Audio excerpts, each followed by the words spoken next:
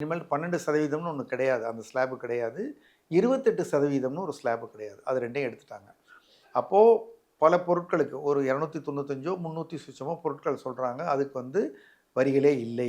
0 ஆக்கிட்டாங்க. 5% இருந்தது 0 ஆக்கிட்டாங்க. அதில தான் வந்து நெறைய டூத் பேஸ்ட்டு, ஷாம்பூ அந்த மாரி items, packed food, noodles, ice cream, processed meat அந்த மாரி நெறைய ஐட்டம்ஸ் வருது. அது வந்து 0 ஆயிடுச்சு.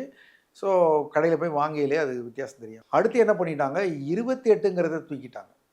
28 தூக்குனது ஒரு மிகப்பெரிய ரீஃபார்ம். அது வந்து எப்படின்னா, பல பொருட்களுக்கு வந்து நம்ம ஏசி, ரெஃப்ரிஜிரேட்டர், தொலைக்காட்சி பெட்டி, அந்த மாரி பல டூ வீலரு, காரு பல பொருட்களுக்கு 28 இருந்தது 18ஆ குறைஞ்சு போச்சு. 10% வரி குறையுது.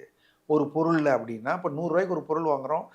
28 வரி அப்படின்னா, அல்லது ரூ. 1000 வாங்குறோம். ரூ. 28% வரின்னா 1280.